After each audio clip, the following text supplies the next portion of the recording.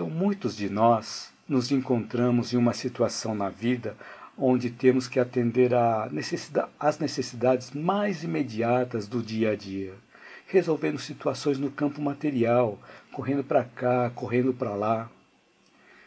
Então é uma soma de coisas que acabam consumindo muito do nosso tempo.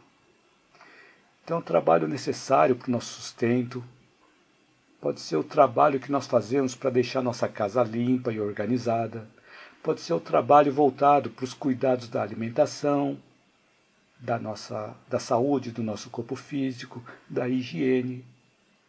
Então, se nós buscarmos lá para trás, na época que muitas dessas tecnologias atuais não estavam disponíveis, nós precisávamos caminhar a pé para ir de um lugar para o outro, ou usar o auxílio de algum animal para deslocar de um lugar para o outro. Nós precisávamos lavar toda a roupa na mão. Precisávamos usar alguns recursos que hoje fazem o trabalho do liquidificador, da batedeira elétrica. E eu me lembro também, quando eu era criança, eu ajudava a minha mãe a fazer bolo. Então toda semana tinha bolo em casa. Então eu ajudava a minha mãe a bater a clara de ovo. Eu não sei como que é o nome, um negócio que parece uma mola, que a gente fica batendo para que aquela clara de ovo vire uma espuma. Então eu não sei o nome daquilo, mas eu fazia isso também. E eu ajudava também a misturar a massa do bolo. Aquilo era bastante chato, porque tinha que misturar a massa do bolo em um único sentido, até ficar no ponto. Então, eram coisas que nós fazíamos na mão e não tínhamos outros recursos. Mas nos dias de hoje, nós temos vários recursos que ajudam a diminuir o nosso esforço e também ajudam a economizar o nosso tempo. Tem o transporte, que nos ajuda a ir de um lugar para o outro, tem a máquina de lavar, tem os utensílios domésticos, computador, celular, tem os recursos da medicina que vem ajudando a aumentar o nosso tempo de vida, a tratar doenças e etc. Então a tecnologia veio para nos ajudar em muitas coisas. Mas mesmo assim, os sofrimentos emocionais parecem estar aumentando cada vez mais. Mais angústia, mais ansiedade, mais desilusões. E às vezes ficamos buscando por alguma coisa e quando nós a encontramos, aquilo não nos atende.